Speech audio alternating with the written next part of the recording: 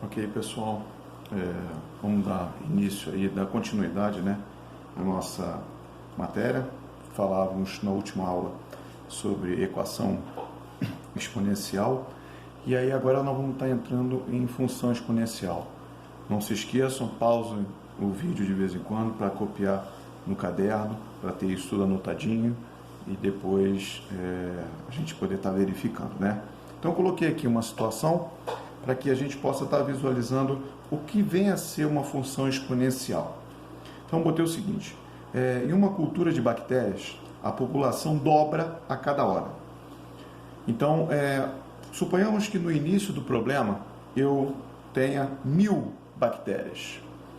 Então, o que isso quer dizer? Que depois da primeira hora, ele vai dobrar a quantidade que eu tinha. Então, 1000 ele passa a ter 2000. Depois da segunda hora, depois de 2 horas, do 2000 ele dobra, então passa para 4000. Depois de 3 horas, do 4 dobrado vira 8000. E assim sucessivamente. Então a gente vai preencher isso daqui de acordo com o que a gente for entendendo disso. Então vamos ver. Depois de 1 hora, 2000. Então 2000 é 2 vezes 1000. Lembrando que 2 é como se fosse 2 elevado a 1. Por que eu estou fazendo isso? Estou tentando criar uma maneira da gente estar prevendo um certo futuro dessa cultura de bactérias. Isso é um exemplo clássico de aplicação de função exponencial. 4000 é 4 vezes 1000. 4 é 2 elevado ao quadrado vezes 1000. Então veja, primeira hora, expoente 1. Segunda hora, expoente 2. Percebam agora, terceira hora, 8000 é 8 vezes 1000, o 8 é 2 ao cubo. Ou seja, a cada hora, essa minha bactéria está se comportando de tal maneira que, por exemplo, depois de 10 horas, então eu vou ter 2 elevado à 10ª potência vezes 1000.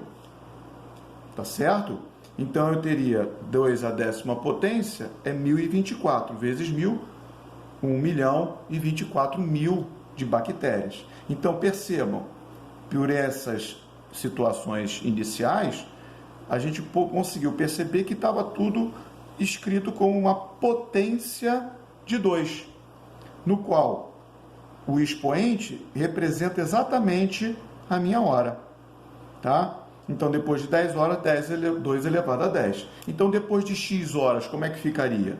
2 elevado a x vezes 1000.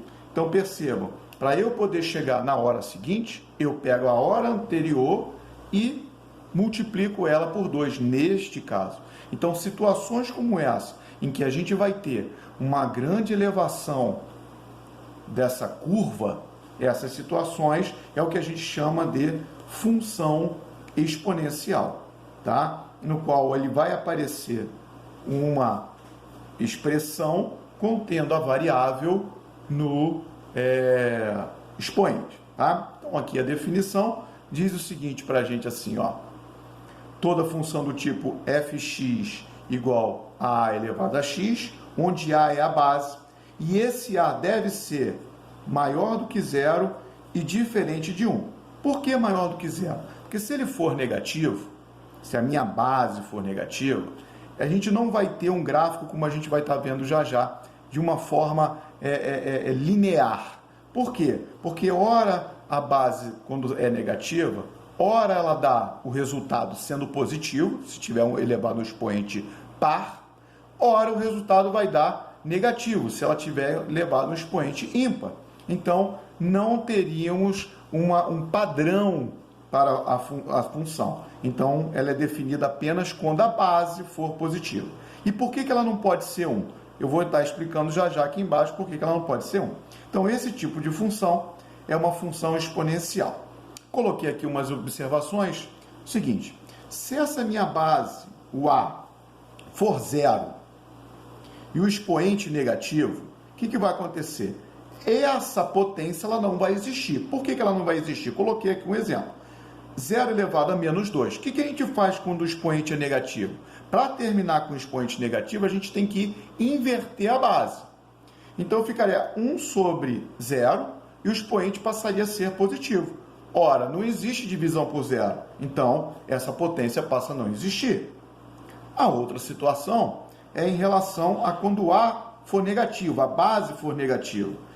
Se eu tiver um expoente sendo uma fração, nós já vimos que quando nós temos o expoente sendo fracionário, esse expoente, essa potência, ela pode ser transformada em raiz. De que maneira? Então percebam, coloquei aqui um exemplo, uma base sendo menos 2 e um expoente sendo o meio. Isso aqui é uma potência de expoente fracionário, no qual a gente transforma ele em raiz, no qual o numerador é o expoente do radicando e o denominador o índice da raiz.